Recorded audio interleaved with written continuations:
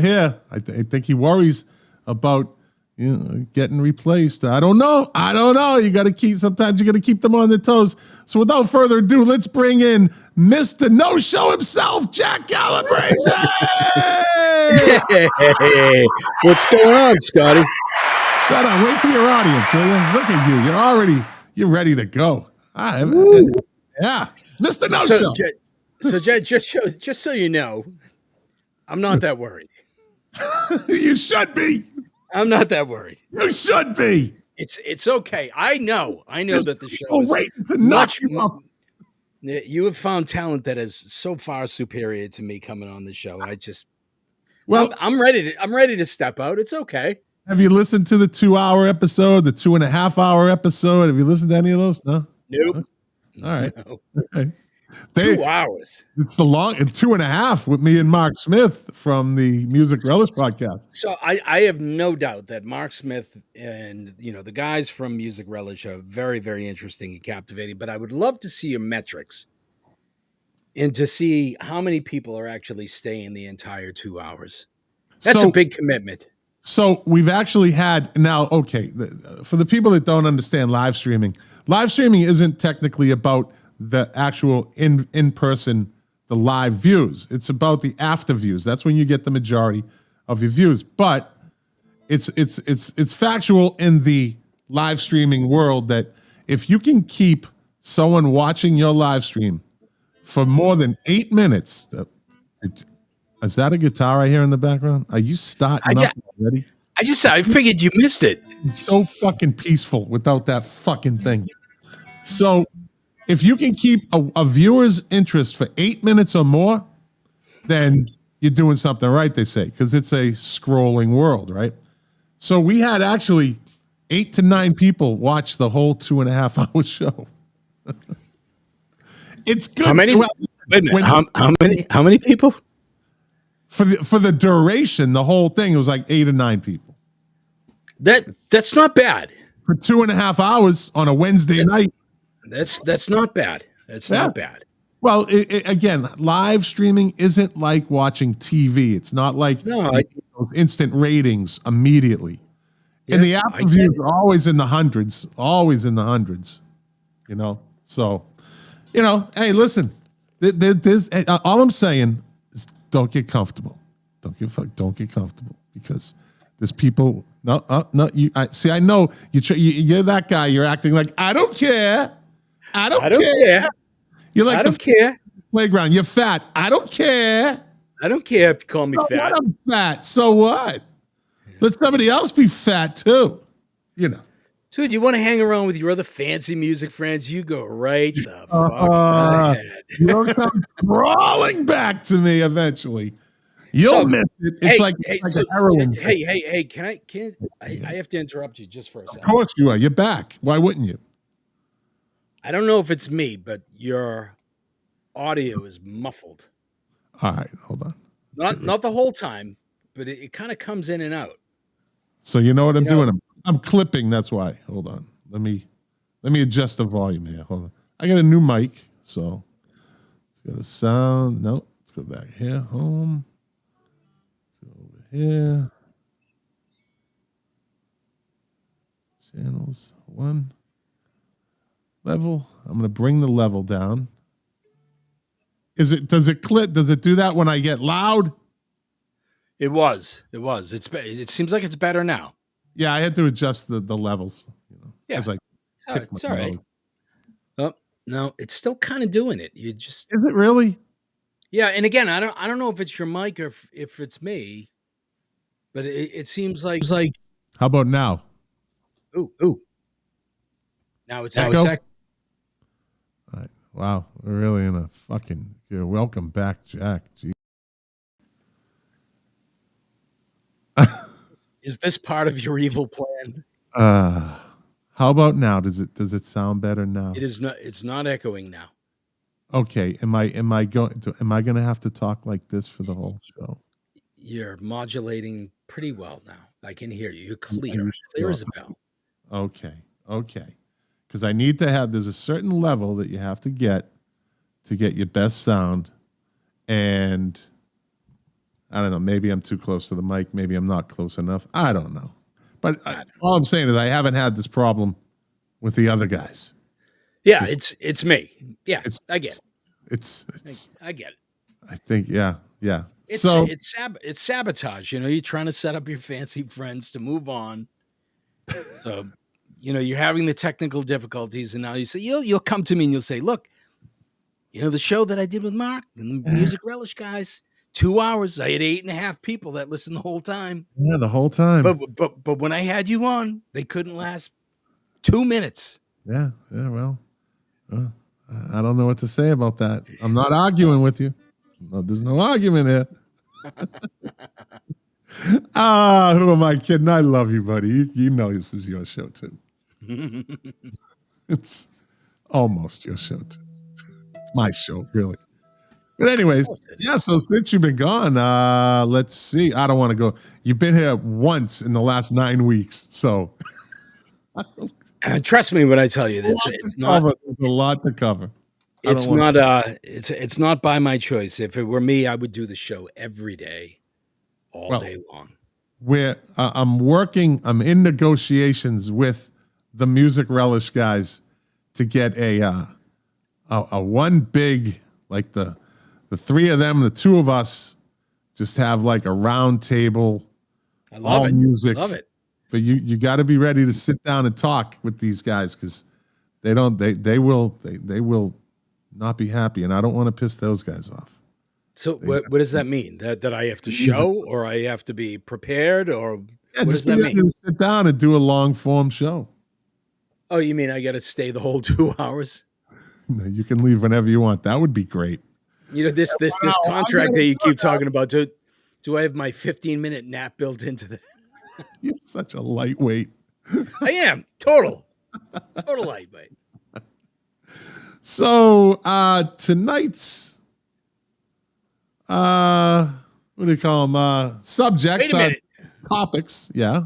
Before you get into that, interrupted me again. Those guys didn't interrupt me, but go ahead. I do have to tell you that last week, was it last week? Or was it the week before? It was the beginning of that. It was last week. Deborah and I, the alternative music queen that Deborah is, she and I drove down to Boston, had dinner in the North End, and went and saw who? Pet Shop Boys. Barry Manilow. Ooh.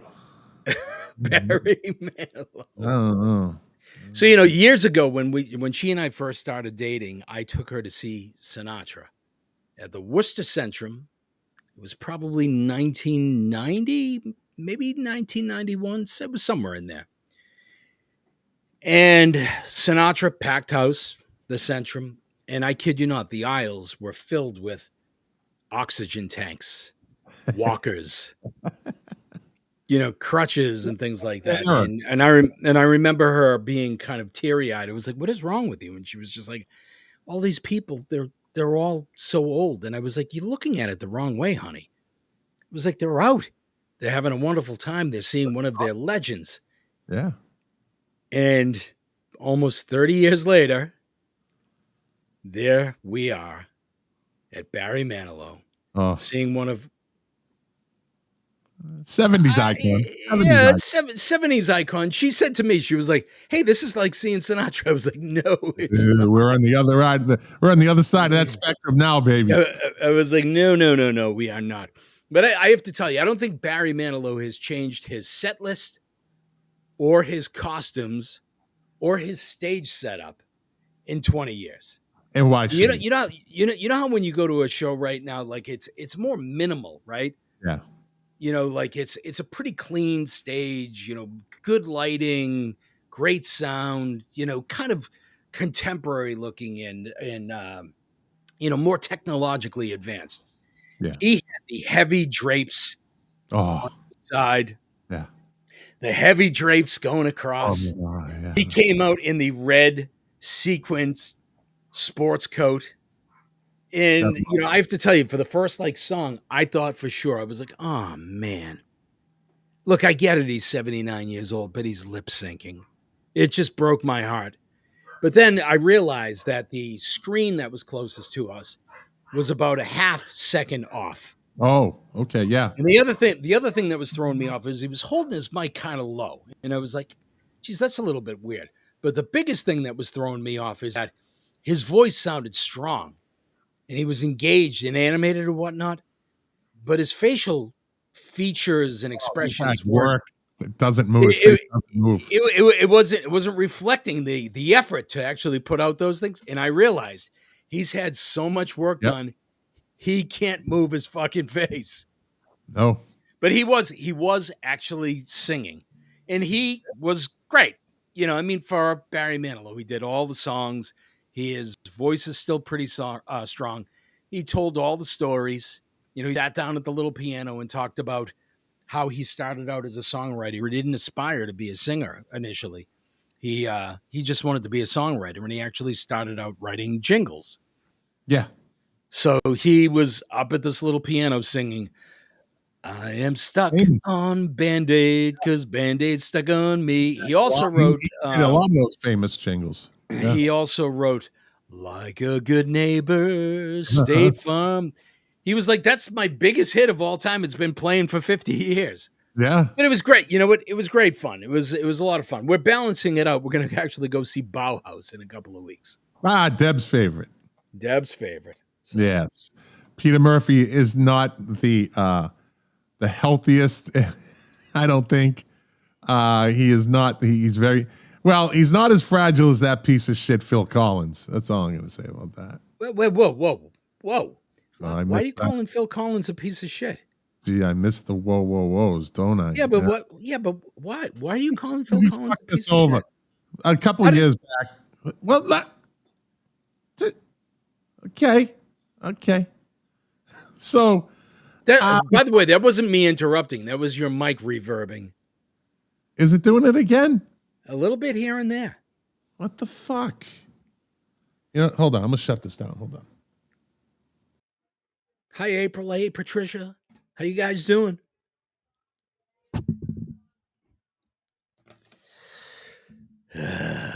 Technical difficulties.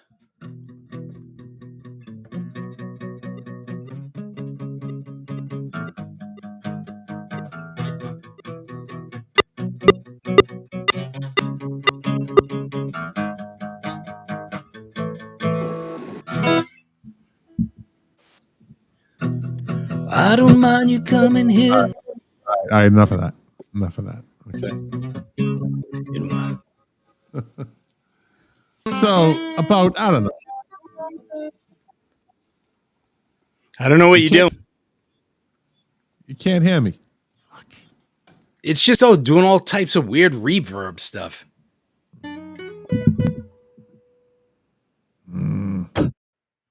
How about now? Any better?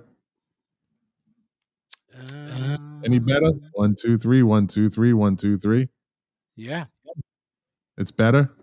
I'm wondering if it's me. Is it I don't possible know. It's me. I don't know. Do you hear me? Okay. Yeah. Okay. All right. Well, let's keep going. So you're mad at Phil Collins? Yeah. That. So about I don't know. It was like 4 or 5, maybe 5 years back. Me and the good doctor, we decide. I heard it on the radio. Phil Collins and his ex-wife, that woman's a shark. She just like the Latin ex-wife. They started a foundation together, a school down here about music, underprivileged kids, yada yada yada. Right, and every year they would have a concert. Right, it was a fundraiser. They'd have an auction. And this year, a couple years before that, Phil Collins had come out and he had played about 4 or 5 songs, right? And so they announced, oh, Phil Collins is going to play. And I'm like, you know what? That might be pretty cool. I mean, we went to this, this club down in Miami, down in Miami. It was like walking into a 50s nightclub in Havana. Just to see Puddle's Pity Party play 2 songs, sing 2 songs, right? So, all right, I pay like, I don't know, fucking $250 for these tickets, right? It's a whole night. So we go there and it's it's okay. They get all these kind of Latin. They get a lot of Latin artists from South America and local kids, and it's going on. And you're waiting just to see Phil Collins. His son has a band.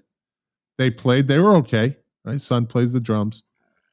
And they keep saying, yeah, Phil's coming out. Phil's coming out. Oh, we're going to do an auction now. So they do an auction. That's about fucking 45 minutes to an hour, right?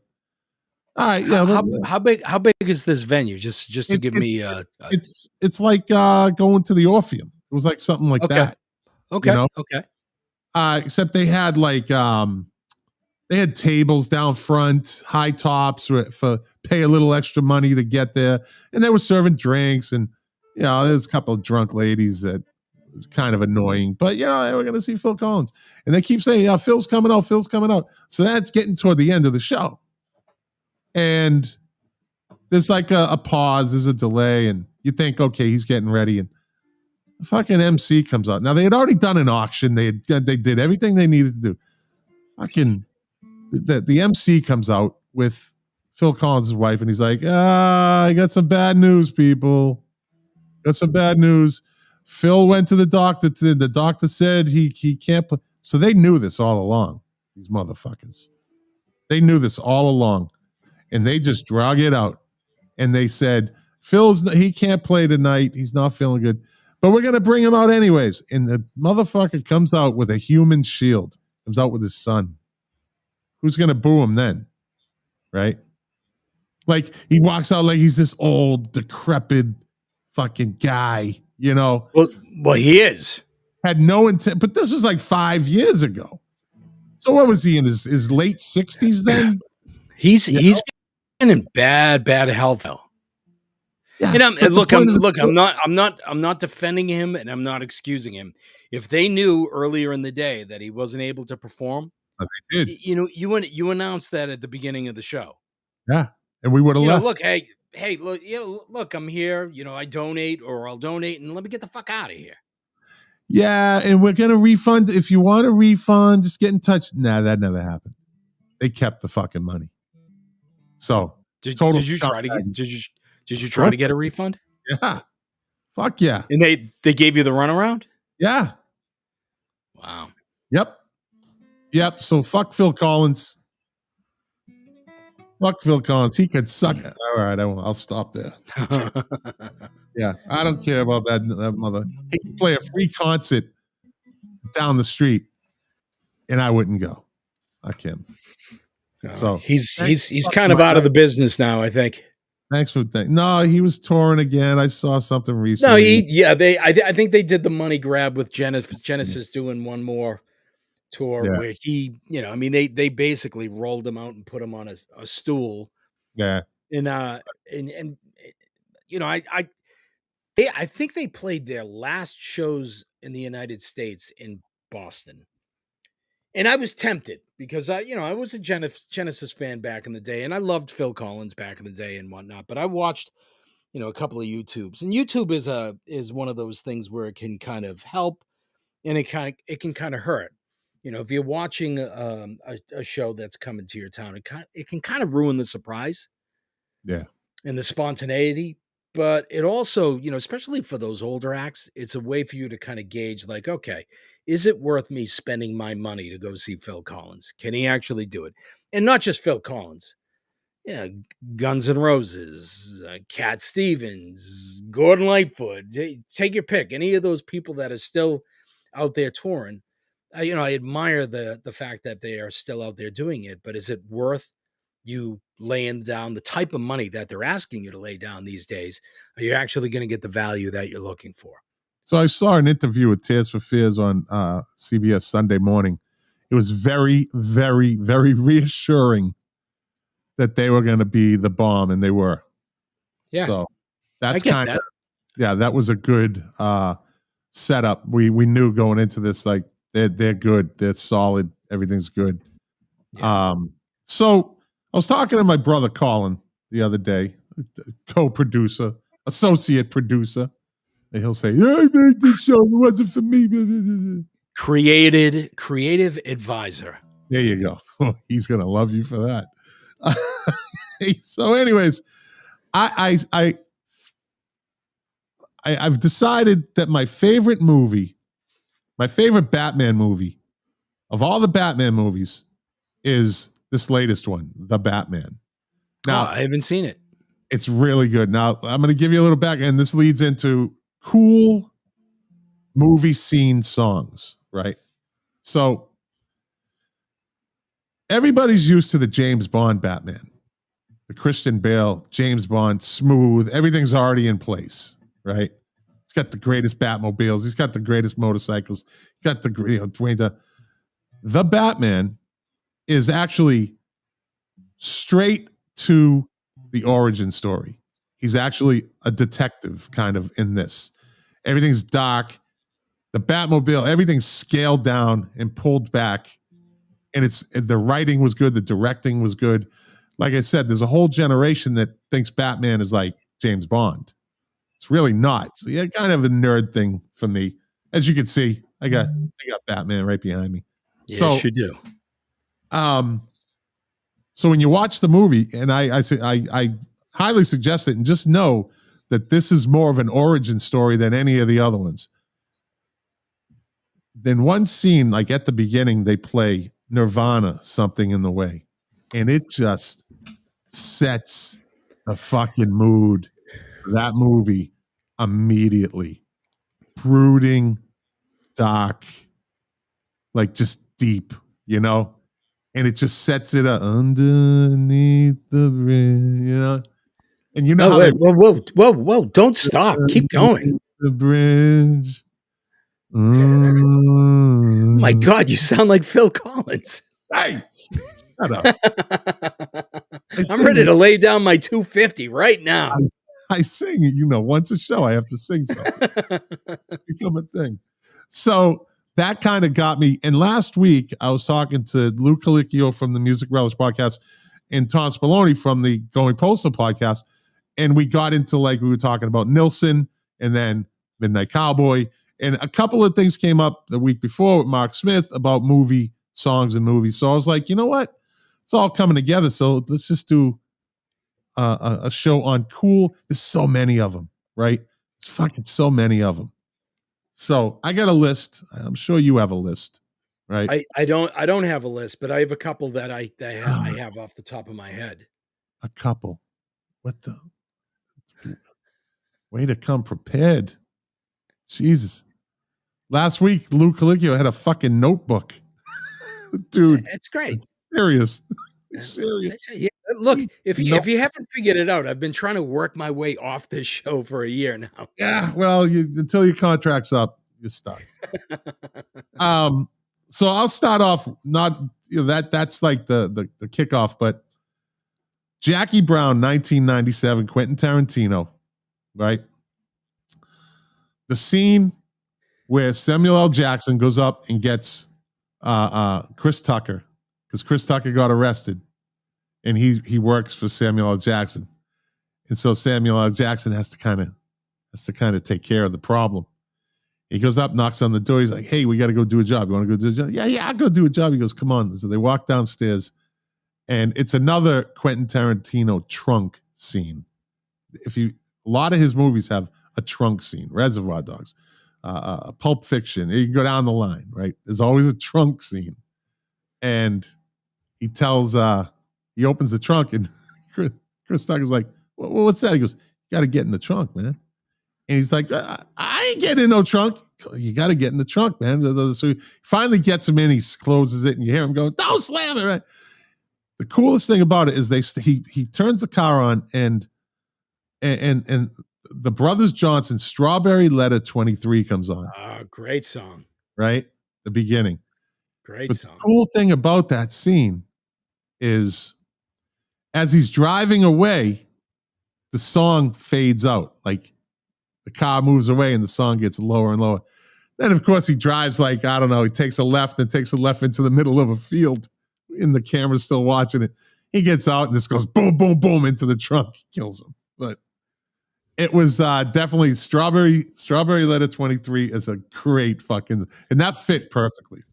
So should we stay with the Quentin Tarantino theme and go right into Reservoir Dogs with Stuck in the Middle? Epic scene, right? Epic scene, Steelers wheel. Yep. Yep. You know, Michael Madsen, Michael That's Madsen. yeah. That is just one of those. It actually in a way kind of ruined the song, because that song was one thing before seeing that movie, and now it's a whole other thing. It almost reminds me of, I remember back in the earlier days of MTV, they were interviewing, I believe it was Sting, where he was saying that, look, I have a love-hate relationship with, MTV and the music videos, because, I remember listening to, a particular song and kind of creating my own visuals in my head in terms of what I thought the song was about and the imagery that would come into my own mind. And now you're feeding it to me. And it now my mind is kind of competing with what it's being fed. And it's kind of hard to replace with what you're fed. So that Steelers Wheel song, a song from our childhood, was always kind of a happy-go-lucky, kind of a quasi goofy one-hit wonder, type tune. And then you see it in that scene. Do you ever listen to that song and not think about that movie? That's how epic the scene was, right? And so Yeah. little known fact that you might know, you might not know. So in Pulp Fiction, John Travolta's character was Vincent Vega. That is correct.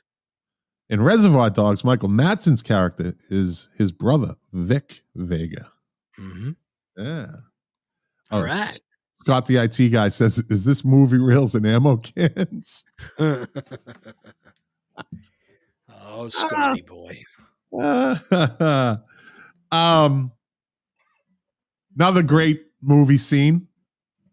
And it's perfect how it ends, how it jumps from one part of the movie to the next. So in Full Metal Jacket, Goma Pyle, whatever his name, he kills the sergeant, and then it kind of ends there. Vincent D'Onofrio. Yeah. Vincent D'Onofrio, yeah. Good actor. And then it cuts. So now that and all of a sudden you see a pair of boots from the ground level, Stanley Kubrick, right? And they start, and Nancy Sinatra's boots were made, and you see the boots walking, right? Yeah. And it's the Vietnamese hooker walking, and it just set up the whole second half of the movie. Like that, just now they're in Vietnam. Now they're right in Hanoi or Saigon, wherever they were. And it just absolutely sets off the whole second half of that movie with that song. And it's a great scene. And what's the famous line from that? Oh, I've been so horny. Me love you long time. Me love you long time. Me love you long time. Oh. No, you too buku. You too buku. Oh, no. Yeah, something you've never heard. Anyways.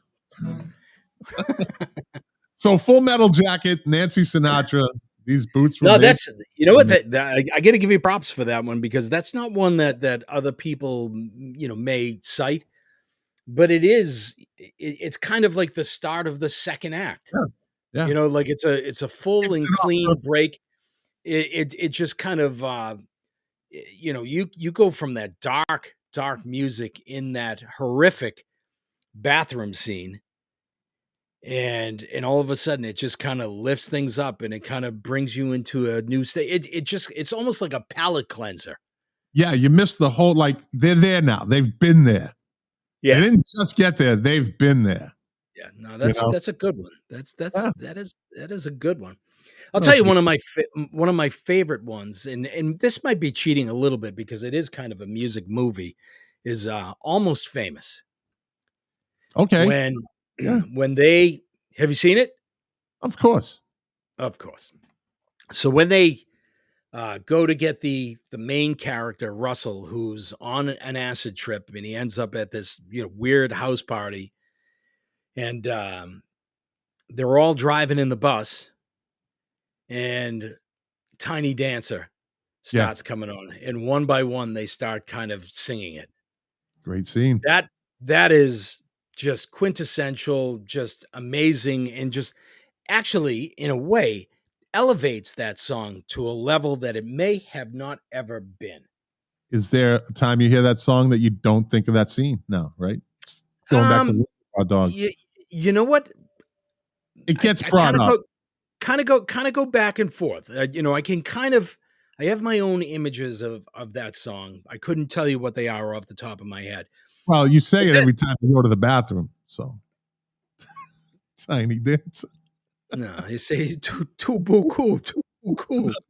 You know, I take you. I take you.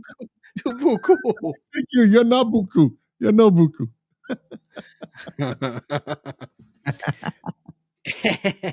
But that, you know, that's one of those movie scenes for me where the music is just so perfectly, you know, syncopated and situated and coordinated with what's going on in the scene. And there's an obvious emotional lift of everybody that's on that bus that it actually does kind of give me goosebumps to actually see that scene. Certainly the first time that I saw it, I was just absolutely blown away. But I honestly do think that that's one of those. Cameron Crowe directed, right? Correct. Yeah. Correct. I think that is one of those, just a really, really good use of a song. And, you know, Cameron Crowe directing it and his involvement with Rolling Stone and the music business, that movie is littered with great songs that are coordinated so well with the music in the scenery that's going on there. And if I remember correctly, I'm sure that Cameron Crowe had a ton of influence in terms of what was being used, where it was being used, how it was being used. But I think the music director or whoever was responsible for coordinating it was actually Nancy Wilson of Heart, who at the time was married to Cameron Crowe. Right. Right. I don't know that, but okay. Makes sense. Well, you seem really impressed by it. No, I mean, why not? Right? Give her a spot. It's my wife. She's a musician. She's famous. She plays the guitar. She's hot. Let her do it. I don't care. I'm going to go outside the box. 1989, a Spike Lee joint, Do the Right Thing. And it's actually in the movie twice. Public Enemy, Fight the Power. Now, it's at the beginning with Rosie Perez when she was really hot. And she was a 90s hottie. But then it actually is that scene where Radio Raheem has his boombox and he won't turn it off inside the pizza joint. And that's when all hell breaks loose and the cops end up killing him and the neighborhood just erupts, and it's the rest of the movie. It's a very, very good movie. It's probably, I would say, one of Spike Lee's best movies. It definitely was a little bit ahead of its time, maybe. Or maybe it was right on time. That's why he made it. Either way, Public Enemy, Fight the Power, and Do the Right Thing. Radio Raheem. You can't argue with the fact that that movie had an honesty about it. I think there was a segment of the population that didn't understand it. You know, certainly, you know, the ending and, you know, the pizza place being, you know, burnt down, and it was a polarizing movie and probably a positive thing in the long run, but you know, something that exposed people not only to maybe a different attitude, but some different music as well. And I think to your point, you know, Fight the Power was perfectly utilized in that particular film. Oh yeah. Yeah. All right. What do you got? What else you got? One of the other ones, and I've, for whatever reason, I'm thinking, you know, more of some of the epic movies that are out there. What about the use of The End by the Doors in Apocalypse Now? Yeah, that's actually the opening scene, right? It's right at the beginning of the movie. But picks up at the end as well. Yeah, it picks up at the end. And I'll tell you, as you know, being kind of a music nerd, you know, one of the things that I really appreciated about it is it wasn't the kind of standard version that you actually heard on either the Doors' Greatest Hits or the Doors' first album, but it seemed like they had lifted some alternate things that were left out of the original mix. So just little things that Morrison was kind of ad-libbing as they were recording it. To me, again, being kind of a music nerd, I was almost a little bit distracted by some of the things that I was hearing that I hadn't heard before, which was kind of cool. And I really kind of appreciated that. But, again, Francis Ford Coppola, just a genius in terms of being able to kind of utilize music in those places. 7 minutes of Martin Sheen tripping and drinking and just ad-libbing that whole scene in the hotel room, Yep. And then at the end, when they fucking sacrifice the ox, they cut the shit. While the end is playing. Yeah, so they played it twice, just like Do the Right Thing, Fight the Power, played twice. So, this is a great scene from Fight Club, 1999 Fight Club. The ending, the last scene, where Edward Norton tells, I think her name was Mira, the girl, you met me at a strange time in my life, right? And they're standing there looking out the windows, and the Pixies, Where is My Mind, comes on. The building is collapsing in the background. And it's a perfect song for that movie. Perfect song for the ending. Where is My Mind? Because he was fucking crazy. So that fit perfect, and it was a great scene with just from behind them looking out, and every building drops. Every fucking building. Today that would be called terrorism. I don't know. Well, I think it would have been called terrorism back then as well. I think today they would get canceled. It would get canceled because it's too violent. And you're gonna make the incels wake up, and they're gonna blow up buildings. We can't play that. Oh Jesus! And there was no representation in that movie. There was no representation. Violent. Yes. What? Oh, I'm lying here. This isn't how movies go today. Anyway, what do you got next? Don't get what about Lust for Life by Iggy Pop in the beginning of Trainspotting? Yeah, that's a good know one. What, to me that's another one of those movies and songs where I don't think anybody was really listening to Lust for Life by Iggy Pop. I think that there was a segment that were a little bit more maybe hip, a little bit more kind of punky and whatnot, that knew Iggy Pop and knew Lust for Life. But that movie made that song popular amongst the masses, well beyond the Iggy fans. Yeah. I would assume you're right. Oh, hold on. I just got not assume I'm right. I'm right, God damn it. So we'll stay in the British movie scene, right? And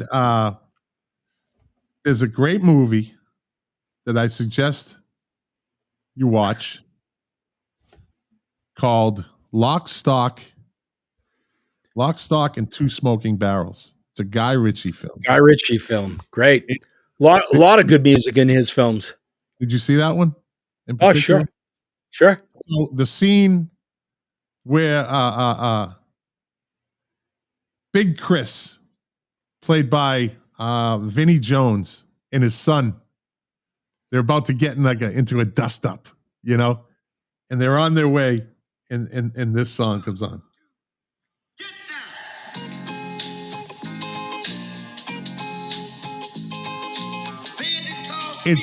I talk about a perfect fit. That's James Brown, the boss. Talk about that's a great. I've seen that movie like 3 or 4 times. It is such a great movie. I love most of his movies, if not all of his movies. But Lock, Stock, and Two Smoking Barrels, and Snatch, hilarious. And the Gentleman. But in Snatch, what about the use of Golden Brown by the Stranglers? Is just perfect in that particular scene. Yeah, I don't remember that, but I'll take your word for it. Yeah. You know the song though, right? I'm not sure if I do. I'm sure I do. My God. Sure I do. All right, I have to find it for a second. Lou Colicchio came up with a great one last week. We were talking about Donovan and the song Atlantis by Donovan. We were talking about it, and he says that's in the scene. I think it was the scene where they beat up Billy Bats in the bar room, and that's playing in the background.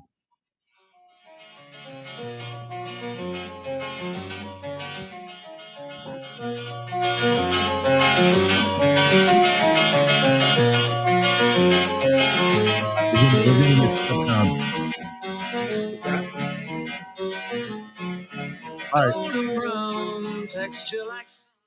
Got it. We got kind of tapped on our YouTube video last week because what did you use? Well, I did a speaking of Atlantis, I did a I did an edit, and I took the beginning of Atlantis, the guitar solo, in the beginning of Oasis. The fuck's the name of the song now? I get this all of a sudden. The fuck's the name of the song? Anyways, it's a match, and then halfway through the song, it picks up, and it's almost the same song, the Oasis song. You mean the song? Listen.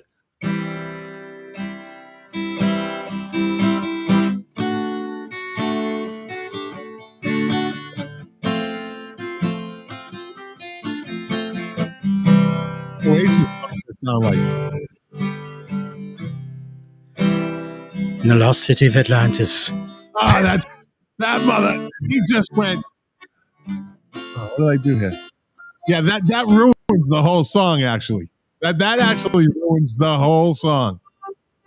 What song? What does? Let me see if I got it. Let me play. I don't know if this is going to come over.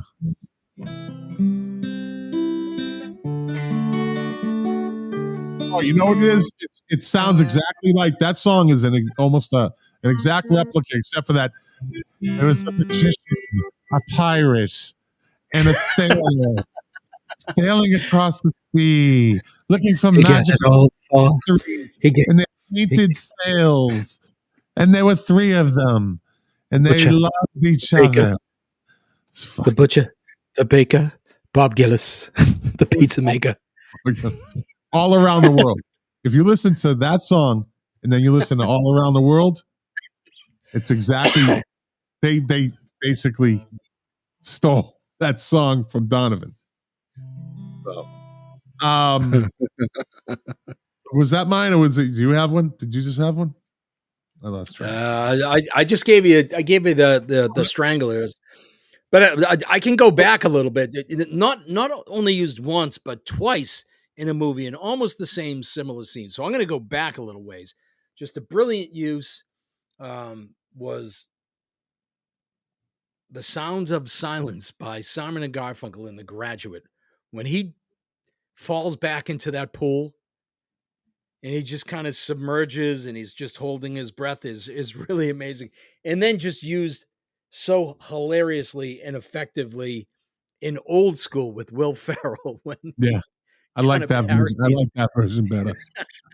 I like that one.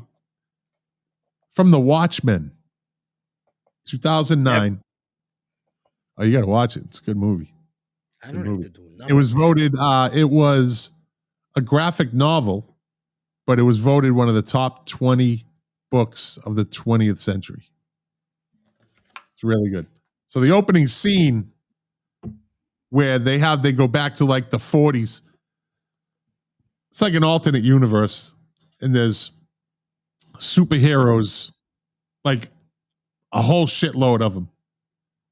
Some of them formed groups, and they go back and they start from back then, and then they kind of do a little montage of how it moves along, how some of them got committed, how some of them died.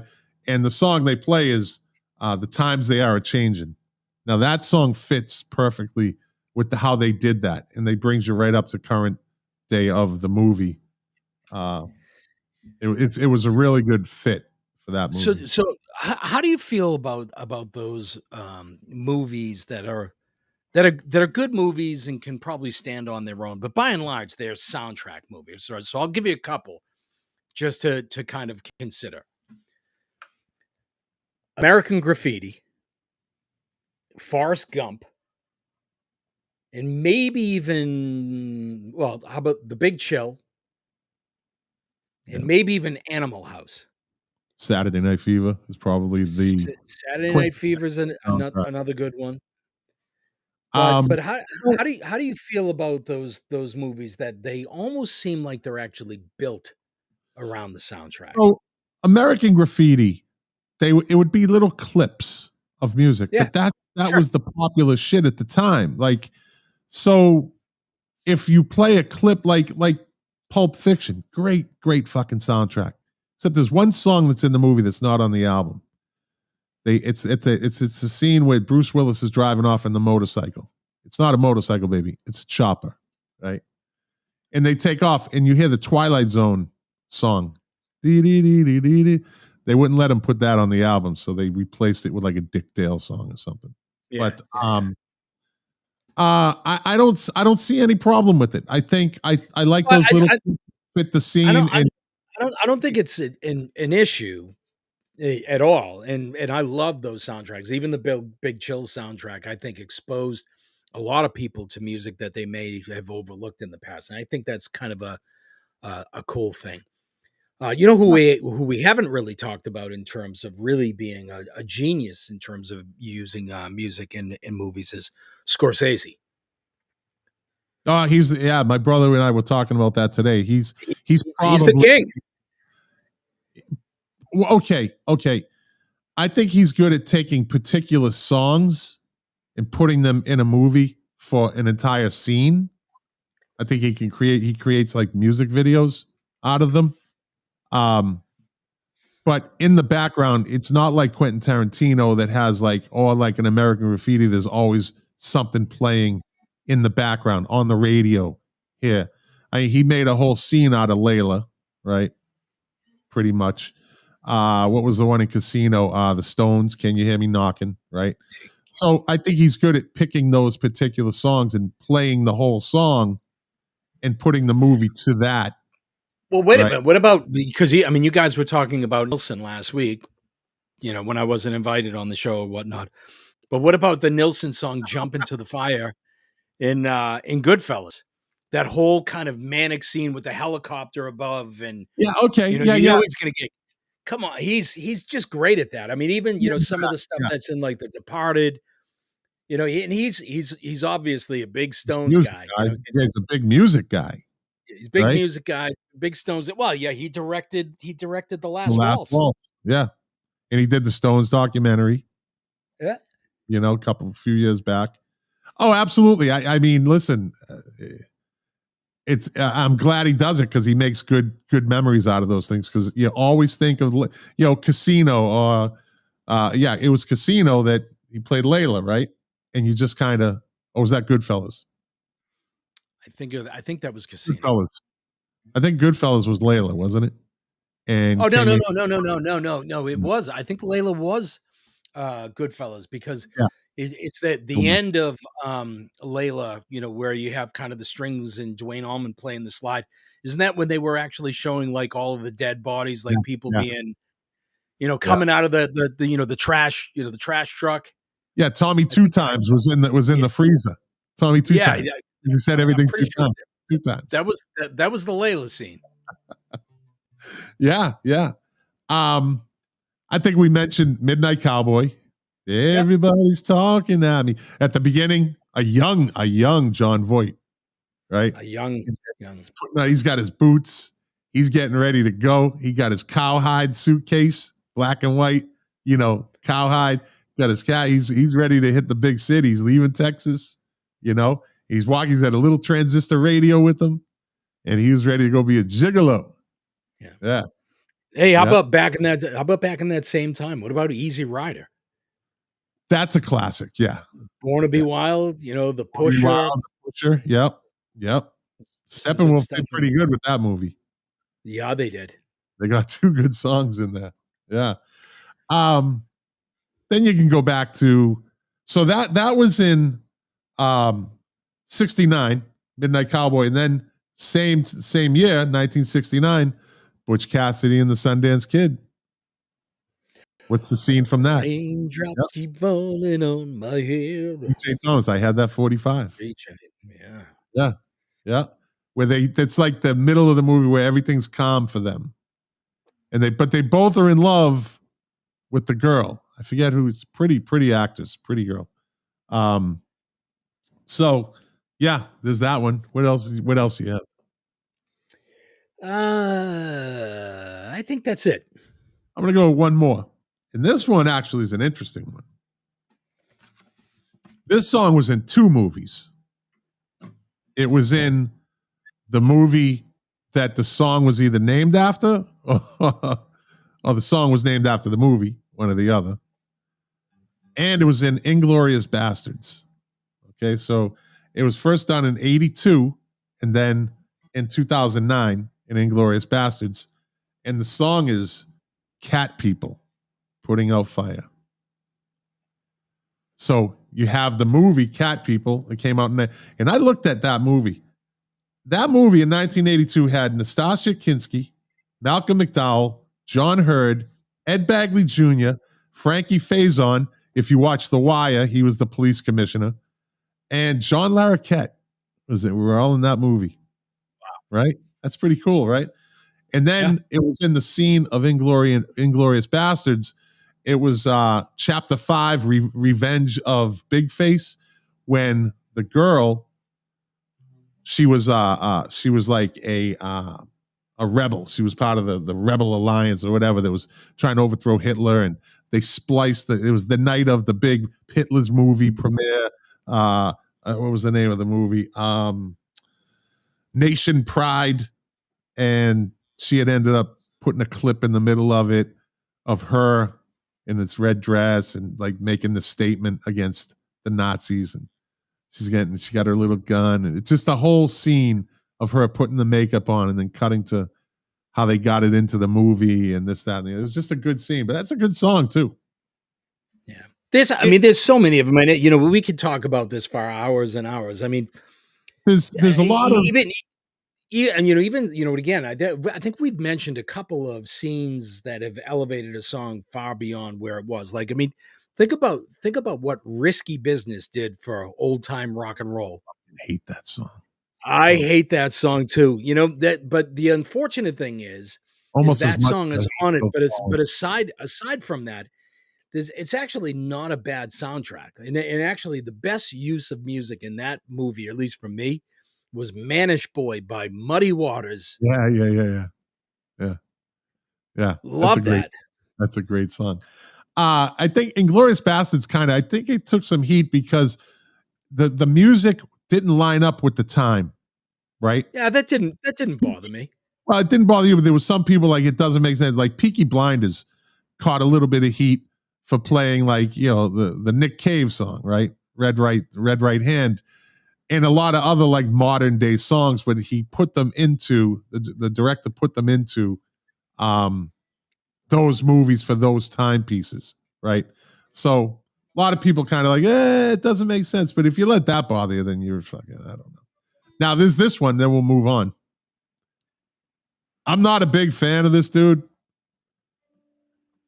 but this song and this scene won him an Academy Award. Eminem, 8 Mile, Lose Yourself. You're not a big fan? No, you know. I know. I love that song. Yeah. No, I'm not. I mean, I think it was probably one of his most popular songs, and deservedly so. I think that's his best song. Why aren't you a fan? I just don't like his style. Why? I don't like his style of rapping. It doesn't. He forces. He's one of those guys that kind of forces words where they don't belong. Like, and I don't like his voice. I don't like his flow. I'm like, Rakim, IceT, Ice Cube. I like the, guys like that. Whereas, Big Daddy Kane, and you can go on and on. I just never liked Eminem's style. Hey, listen, I can't knock the guy. He made $1 billion fucking doing it. But my personal preference is a more smooth flow than his style. And hey, listen, he's in the right place at the right time. He was friends with Dr. Dre's brother, stepbrother, Warren G. And that's how he introduced him to Dre. He said, this kid's got skills, and Dre's like, send me a tape, and then the whole 9 yards, and the rest is history. But cool, man. Another, I'll end it with this one because I love this one. The song and the name of the movie from 1988, sung by IceT, Colors.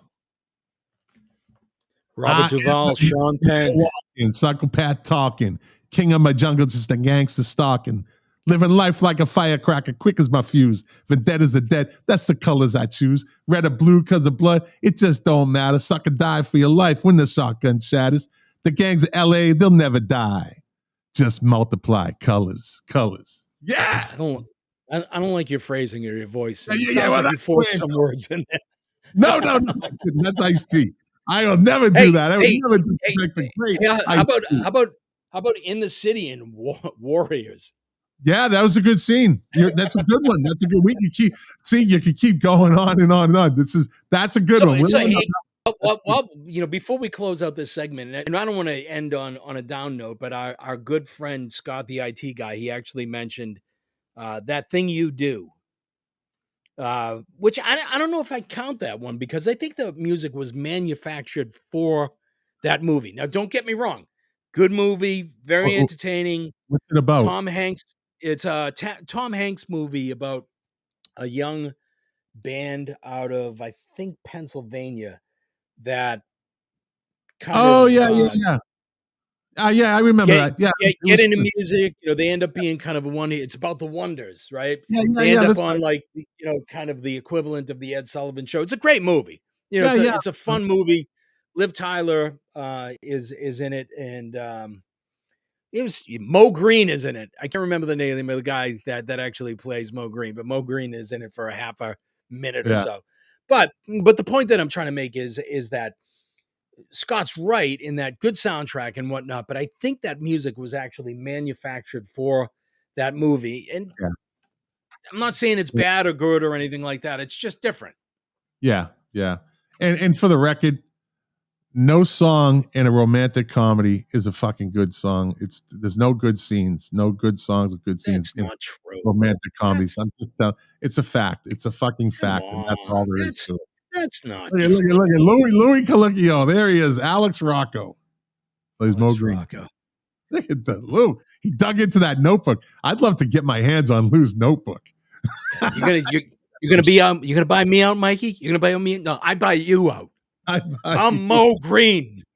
Damn it. I made my bones when you were trying to nail teenagers. So I wanted to talk a little about Alice Cooper because I heard a song the other day that I fucking totally forgot about, and I wished I had forgot about it. I wish I had forgot about it, right? What song is it? Fucking song, You and Me. Oh, yeah. His kind of cheesy, sugary ballad. So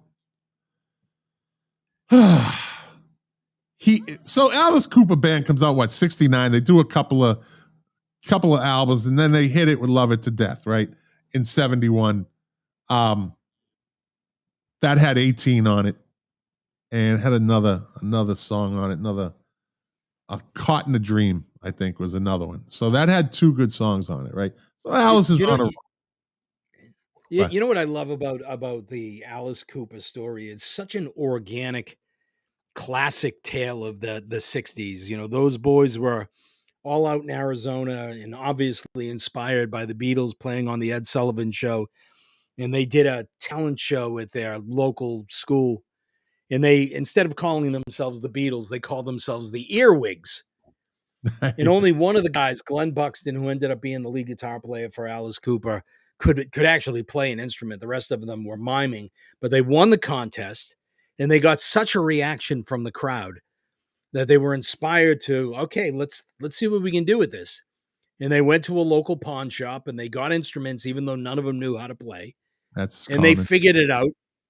And little by little, most of those original, folks that were in the band, they got weeded out because, they weren't professional musicians. They were making it up as they were going along. Like the But Ramones. that was kind of the origins. So Yeah. don't put down the Ramones. I put them down. I just did. Don't put down the Ramones, man. What are you gonna? What? They're the forefathers of most of the shit we listen to. Don't give them that much credit. They deserve a lot of credit, dipshit. Yeah, okay. 3-chord geniuses. Oh my God. You're a moron. So, they come out with a Killer in 71, School's Out, one of the greatest album covers ever. That one of the if anyone in the world has the insert that came with it, the plastic panties that when you open the desk drawer, because you lift up part of the fold and it's like got books and stuff in there, and they had slipped in some plastic, like really cheap, like panties in there. I don't know if anybody, I've never seen anyone that had those or had the album that had it still in it. I saw it in a record store a couple of years ago, and the guy it wasn't crazy money. It was under $100. Yeah. It's and I was tempted to buy it just because, for the million yard sales that I used to go to looking for records, and of the couple of hundred times that I saw School's Out, not once did I see the panties in there. No, you'll find Big Bamboo. I have like 2 copies with the rolling paper in it, which is kind of just like my high school years. The panties eluded me. I just never got to see them. I couldn't get my hands on those things. Just never got to see them. My tiny dancer never got to dance with a girl. Boo. Oh my God. So that music relish, guys. You can have them. These are all yours. They appreciate my humor. Thank you very much. I appreciate it too. You better. So then they come out. I had the 8-track, $1 Billion Babies. Great fucking album, right? That's now they're getting a little heavy. And then Muscle Love came out in 73. Again, he put out 2. I think we talked about this when we had an episode on multiple like bands putting out year after year after year. Oh, we always seem to talk about it right back then. So they had 2 albums in 73. Muscle Love was a song, and Teenage Lament 74, which made it onto the Greatest Hits album, right? It's to me, and I'll get to that in a minute. The probably in my book, top 5. Well, there's so many albums, maybe top 10 greatest hits albums. That is a badass. A lot of good stuff on there. Fucking badass greatest hits album. And so then he goes solo. Like I'm Alice Cooper now. Like I am Alice, right? Changed his name, everything, right? And he comes out, Welcome to My Nightmare. Great fucking album. Concept album. Had a whole stage show. He came on like he'd be like doing some variety show, the Tom Joe, whatever, and have the big spider in the background. He put on the whole, but he did like a cool stage show, not like a Styx, like fucking lame ass beta boy fucking show. And I don't care if people just tuned out. I don't care. Alice Cooper had like fucking heads getting cut off and shit like that. Real fucking alpha male shit, right? Testosterone driven, right? And with that, he comes out with Only Women Bleed, which is a fucking good song. Great song. That was his ballad. Like he killed it with that. He killed it. I don't think you hear that enough on the radio, to tell you the truth. It's definitely it's an underplayed song. And it shouldn't be, because it's a very, very good song. Are you being flagged down? Somebody? No, I'm just. I thought you were looking at somebody. No, I'm just thinking, man. And I agree with you. I think that song is fantastic. Yeah, it is. And he was like, damn, this is a whole different side of Alice Cooper, right? And then Alice Cooper Goes to Hell comes out in 76, a year later, like they were used to doing. And he has a song in there called I Never Cry. Oh, I don't know if you've ever heard that song, but you got to hear it once to just go, what the fuck? Now, what he was doing was pretty obvious.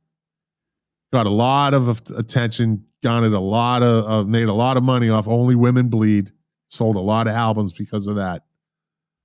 So then he's like, I'm going to do another ballad. And he does this, I Never Cry. And it's like, oh, fuck. It should be, I never should have made this song. Yeah, but right? you know where that came from. Look, I have no doubt that Alice Cooper was complicit in putting that song on. But that is absolutely the puppet masters of the record company listening to that next record and saying, wait a minute, where's the Only Women Bleed cut? You need your ballad. A fucking drill behind you? Is that a painting of a drill? Yeah. A Black & Decker? Are they sponsoring the show now?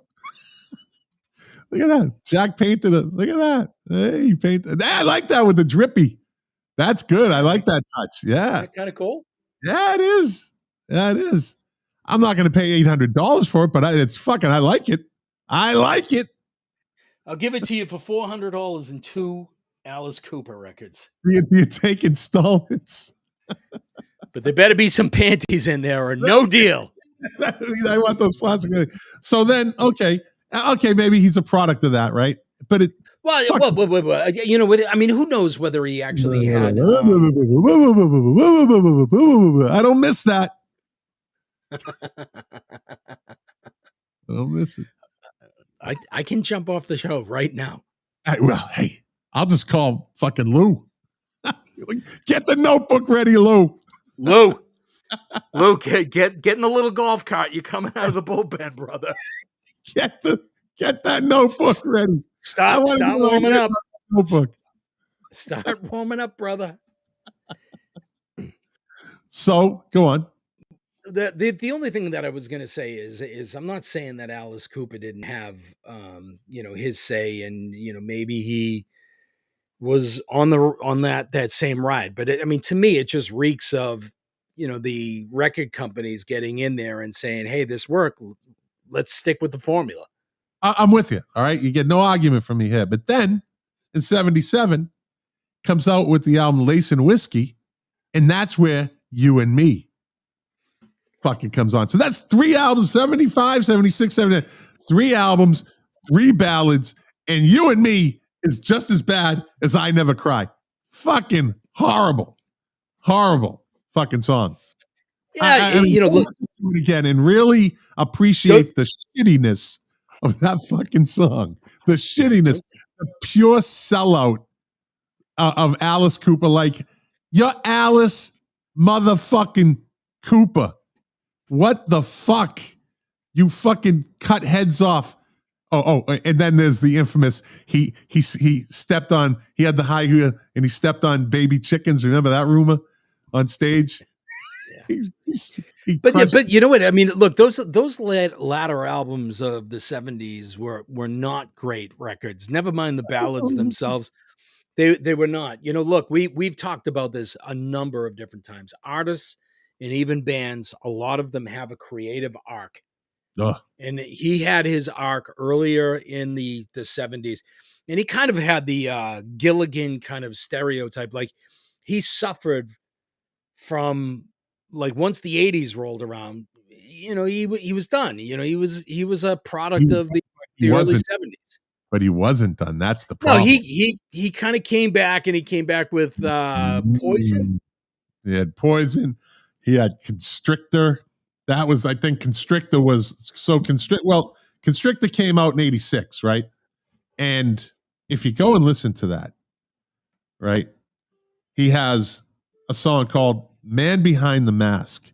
And it is, and I'm saying this, it was a synth disaster.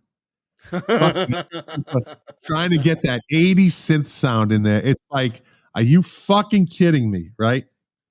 And then he has the other song off that album, Teenage Frankenstein, which sounds like a Winger song.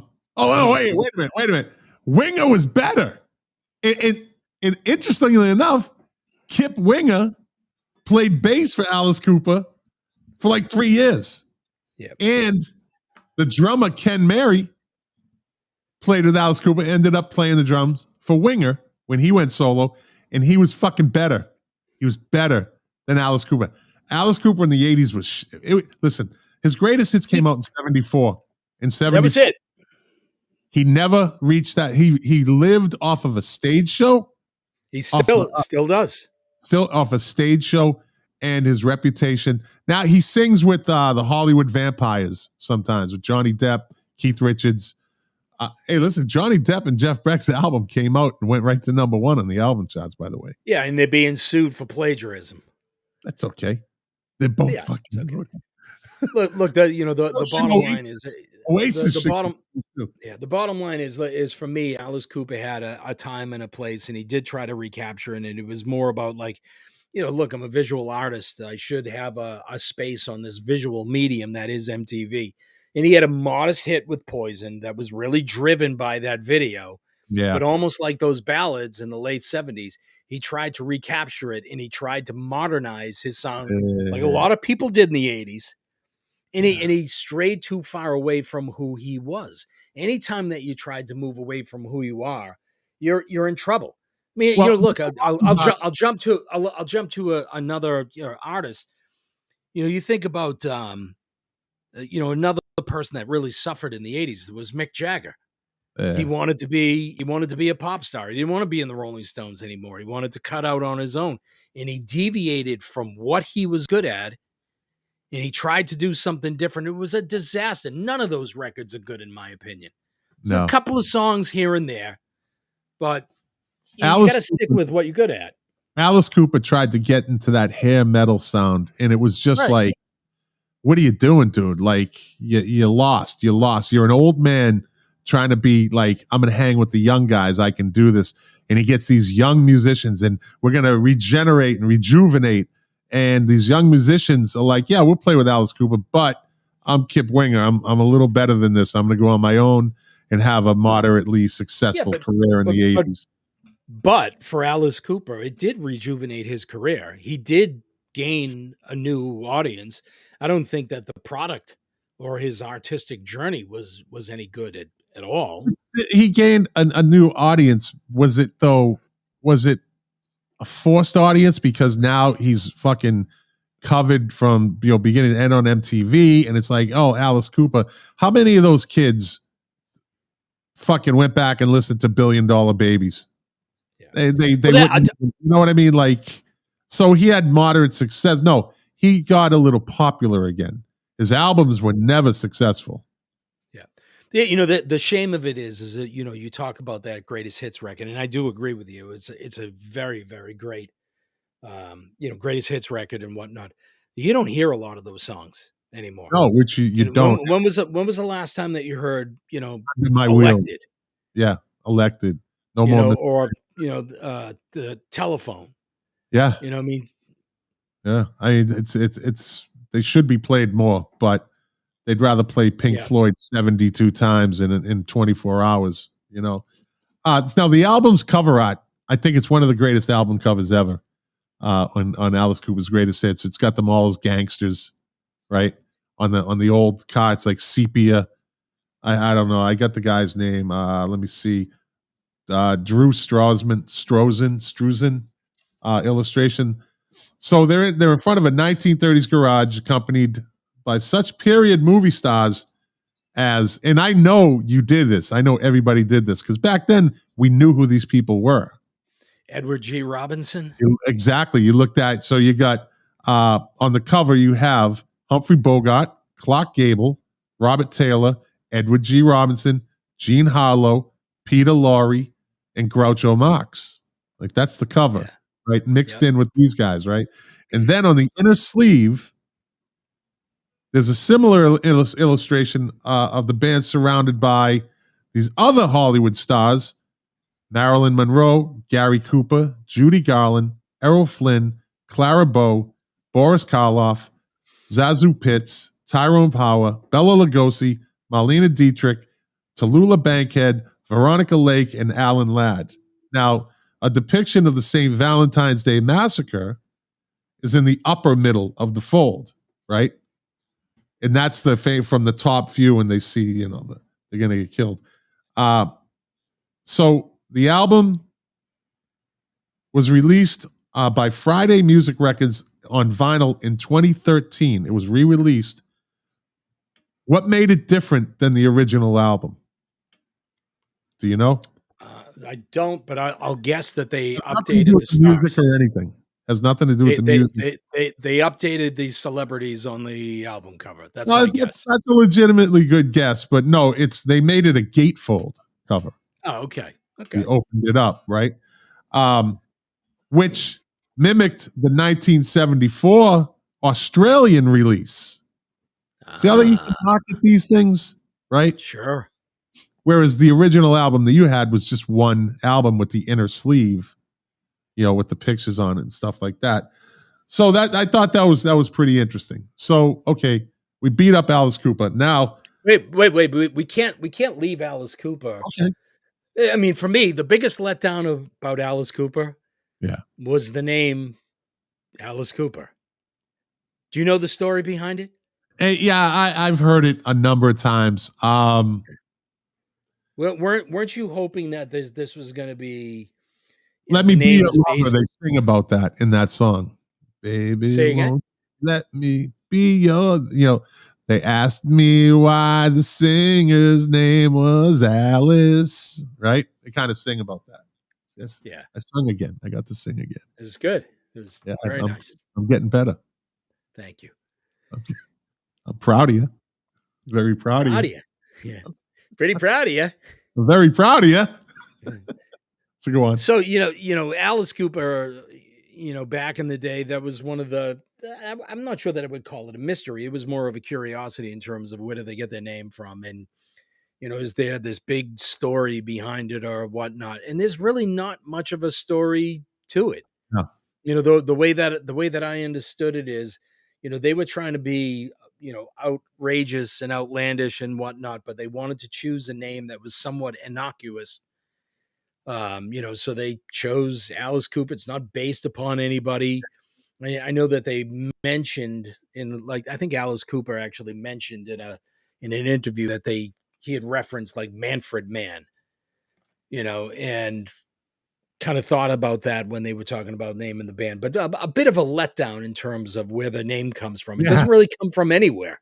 No, you want to expect a good story behind it, but there really usually isn't, Yeah. Unless you're Steely Dan, and a lot of people don't really know where that name came from. They had a number of names before they settled for that one. What about 10cc? Yeah. That's I think I know the story behind that. I know it's kind of, does it have to do with the rumor is that's generally about how much comes out. Yeah, there you go. That's what I thought. Yeah, that's what I thought. That's what I heard. All right, so let me throw some trivia at you. Now, I asked Lou and Tom last week. I pitted them against each other, right? So I'm going to ask you the same questions. I threw one question out, and the question I threw out last week, and I'm not going to this week, is how many drummers did AC/DC have in their career, right, from the beginning?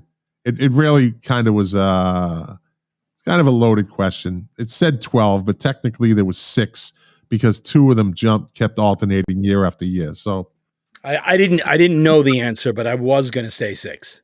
Yeah, and that's about right. But you can say 12 because total guess. Yeah. Total guess. So almost. Let me put it this way: that AC/DC had just about as many drummers as Pearl Jam has. Yeah, right. All right, so let me get to the questions. I'm going to ask you these 9 questions, and I'm going to see how you compare to those guys. All right, and they're not particularly easy questions, but they're very like if you know this, Like Tom pulled fucking 2 out of it. I'm like, where the fuck how did you know that? Right. Yeah, I'm a little intimidated right now because I'm I haven't done the show in a little while. It's just trivia. And I'm running on fumes right now. But go ahead, give it to me. Just trivia. All right. Question number 1. What was the first rock and roll song to hit number 1 on the charts? I would guess Bill Haley in the Comets, Rock Around the Clock. Jack's 1 for 1. Question number 2. What did Queen vocalist Freddie Mercury attribute his enhanced vocal range to? His teeth. I need a little more specifics. His incisors. His molars. Is it the way that his teeth projected kind of out of his mouth? I don't know. It's his 4 extra teeth. Yeah. Okay. Extra teeth. I think I get that one. I said his teeth. But you have to be that's a more specific answer. If it was his incisors or his molars, I would give you the teeth. But he has 4 extra teeth. That's pretty specific. I think I could get at least half credit for that one. No. All right. The Rolling Stones appeared on a TV show while on their very first U.S. tour. Name that TV show.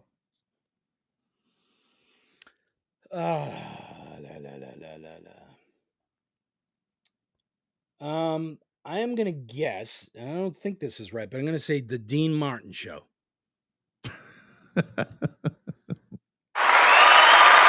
Why would you say that? It's kind of a famous story. I mean, I don't know how famous it is, but Dean Martin being kind of the old crooner, kind of made fun of them before they went on. He was busting their chops. He was actually kind of insulting them to the audience before. Oh yeah, the Rolling Stones, aren't they great? Look at him. Wow, yeah, geez, it's nice that they dressed up. He was kind of an asshole in that regard. All right, next question. Which hotel chain banned The Who for life? The Holiday Inn. There you go. All right. You're 3 out of 4. I think for a number of reasons. I think the big reason was, if I remember correctly, Mr. Moon actually drove the car into the pool. That's right. Yeah. A number of reasons is right. Yeah, no. All right, which band? It just goes to show you, like how rock music and touring is elevated. Can you imagine that back in the day you could actually walk to the Holiday Inn and run into The Who? The Who, yeah. All right, what band's lead singer is credited with popularizing stage diving?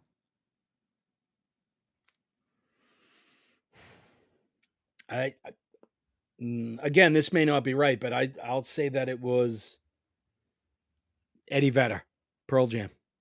Somebody else said that. I was like, well, he was big into that back in the day. It's not the correct answer, but the correct answer is Iggy Pop of the Stooges. Yeah. Godfather of punk. Right? Yep. Makes sense. Yep. Makes sense. And I said this last week, I'll say it this week. He gets no credit for being one of the greatest frontmen ever in front of a band. He gets getting the crowd electric. So Deb and I, in 2019, there's a 4-part documentary on punk. Yeah. And it goes back to the origins of punk and where it started. And a lot of it, they attribute the origins, the genesis of punk, not necessarily New York City or London, but Detroit. No, Detroit. So they talk about MC5, they were overrated. MC5. All right. Kick Out the Jam isn't a great song. Yeah. Okay. All right. Whatever. You might dog is a better. The Stooges were so much better. Yeah. Anyway, we'll talk next week about that. I'm not around next Wednesday. Okay. Hey, Lou, you and Mark are up. Big surprise there. All right. Next question. But wait a minute. Let me finish.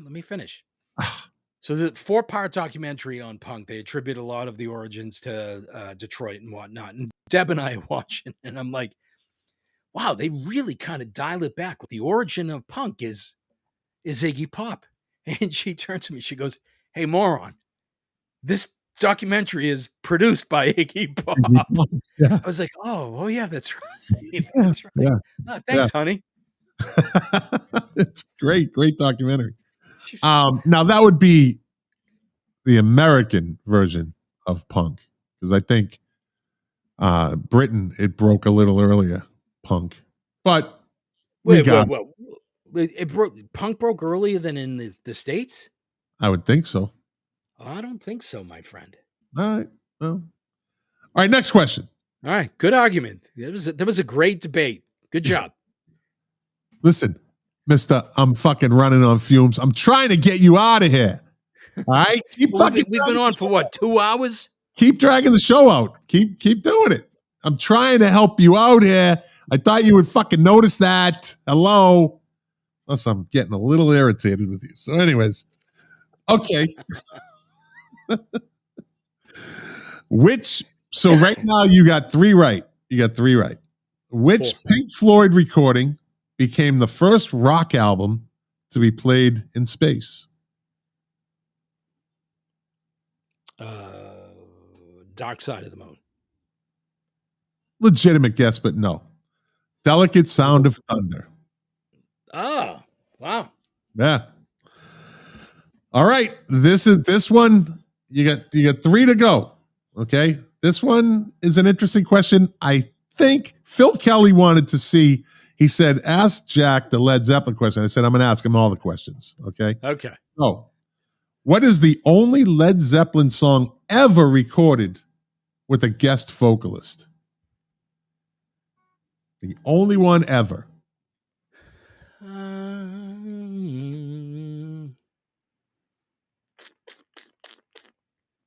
That's a gross sound. That's what it sounds like. 10cc. I'm trying to think. I'm going to say the Battle of Evermore. There you go. Yeah. For a bonus, do you know who sang with him? I don't. I would guess it's Mary Clayton just because she was on so many of those old records, but I don't know that it's her. Sandy Denny. She was a British folk singer, very famous British folk singer. Yeah, I never would have guessed. I never would have guessed that one. Thank you for that, Phil. Appreciate it. What year was the first ever album from Aerosmith released? My guess would be that it would be Aerosmith's debut album featuring Dream On in 1973. There you go. You got it. All right. Last question. So now you have 5, right? Last question. How many encores did Elvis Presley usually give at his concerts? I think this is a trick question. I'm going to say he didn't. He didn't. That's right. Didn't. Why would you say that? Because, a lot of those old performers didn't do encores. They came out and they did their show and they left. So there you go. You got 6 out of 9. Compared to Lou and Tom, who got 3 out of 9. I enjoyed that. Thank you. Thank you very much. What do I win? You get an extension on your contract. Hooray. Well, you know what you win? You win the right to hear me say the top 10 this week in 1983. That was the year you graduated. Yes. Is that the year you graduated? It would have been 82 if it weren't for those 2 years in 8th grade. All right, number 10 this week in 1983. And this week in 1983, number 10, Fascination by the Human League. Number 9, Never Gonna Let You Go, Sergio Mendes, not Rick Astley. Number 8, It's a Mistake, Men at Work. Great song. Number 7, Flashdance, What a Feeling by Irene Cara. Number 6, Stand Back, Stevie Nicks. This is a good top 10. Number 5, Is This Something I Should Know, Duran Duran. Number 4, Flashdance was a popular movie that time of year. Big soundtrack. Yeah. Maniac. Well, Michael Cimbello. What was that? What was the song that they were playing when the chick pulled the water on herself and get up there? I mean, that talk about movie scenes. Hey, that had a couple of good scenes in it with songs. but who was listening to the songs? Oh, you know what I forgot to say is probably the greatest music scene ever? From Dusk Till Dawn. Tito and the Tarantula. After Midnight. With Salma Hayek. Yes. You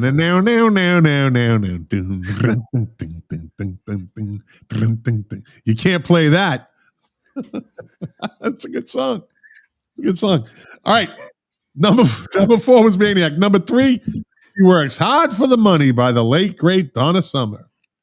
Number 2, Sweet Dreams Are Made of These by the Eurythmics. And number 1 this week in 1983, give it to me. It's the fucking song of the year.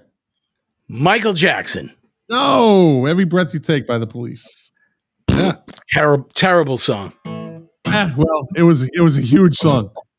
All right, this day in music. In 1959, American jazz trumpeter Miles Davis released Kind of Blue, which is regarded by many critics as jazz's greatest record. Would you agree? It is a great record. All right.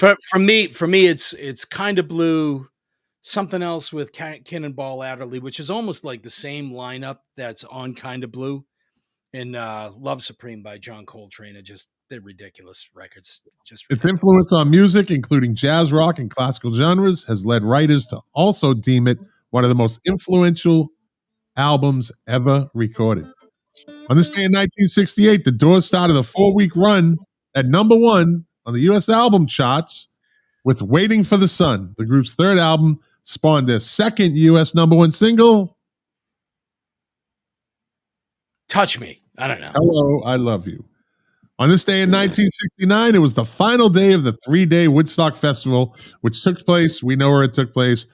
The acts that appeared in this order that day, the final day: Jefferson Airplane, Joe Cocker, Country Joe and the Fish, only known for the the fish chair, they call it, but he wasn't really known for anything else.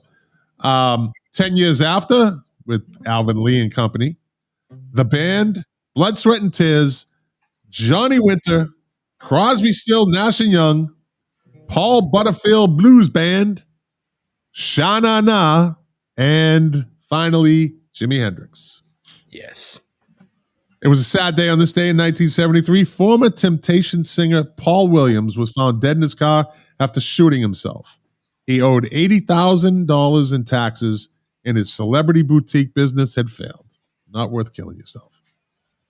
On this day in 1979, the New York Post reported that Anita Pallenberg, the wife of Keith Richards, was linked to a witches' coven in South Salem, New York, where Richards owned a house. A policeman claimed he was attacked by a flock of black hooded caped people, and a local youth claimed he had been invited by Pallenberg to take part in pot-smoking sex orgies.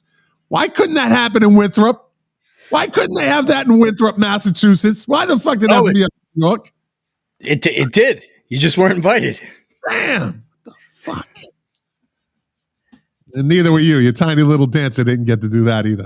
Local they found ritualistic stakes and small animals that had been sacrificed. On this day in 1991, Nirvana shot the video for Smells Like Teen Spirit at GMT Studios in Culver City, California, costing less than $50,000 to make.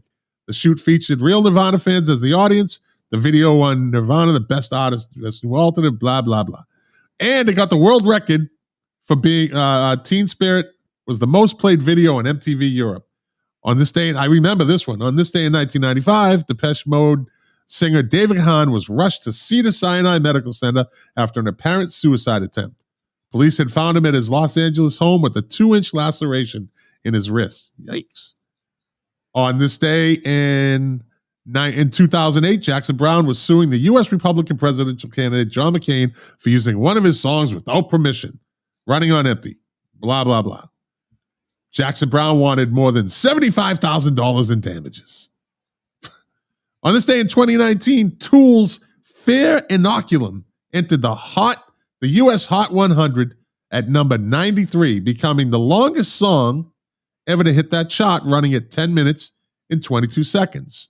It outran David Bowie's Black Star, which clocked in at 9 minutes and 57 seconds. Fair Inoculum dropped off the chart the next week. So, birthdays today. Sib Hashian. Who's he? He was the drummer in Boston. There you go. And he died while doing a set recently in 2017 on a cruise ship. On this day in 1953, Kevin Rowland, singer of my favorite one-hit wonder of all time, Dexy's Midnight Run, is Come On Eileen with 10cc. Born on this day in 1958, the beautiful Belinda Carlisle. Born on this day in 1962, Gilby Clarke, best known for a 3-year tenure as rhythm guitarist with Guns N' Roses, replacing Where's Izzy Stradlin in 1991 during the Use Your Illusion tour. Remember the video where they held up the sign, Where's Izzy? Because that dude just bailed. He just fucking bailed. I'm done. I'm done. Just send me my money. Born on this day in 1964, the cute as a button. I had a crush on her back in the day. Maria McKee, singer for Lone Justice. I want to talk a little about them next week. Just a quick segment on them. Interesting story. And finally, born on this day in 1969, Donnie Wahlberg, a great Bostonian. And that's it, buddy. You're done. Dorchester in. I got you in under 2 hours, buddy. Now get out of here. 2 hours. This is too long. Crazy. If you didn't get up at 4:30 in the morning, go to work, you would sit here for 2 hours and do this. Yes, I would. You would, of course you would. You know, look, I would find any excuse to spend as much time with you as I possibly could. Look at you. You do like me, after all. You do yes, goodbye. Yeah. Hey, I want to tell you.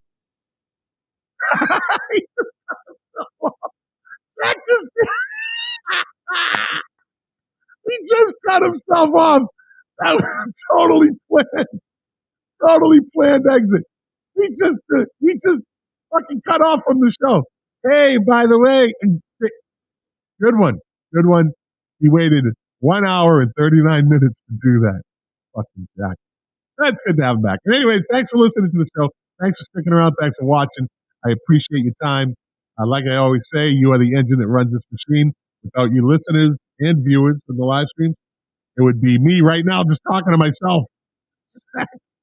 Jack couldn't get out fast enough. He'd never make it on a Music Relish podcast. That's for damn sure.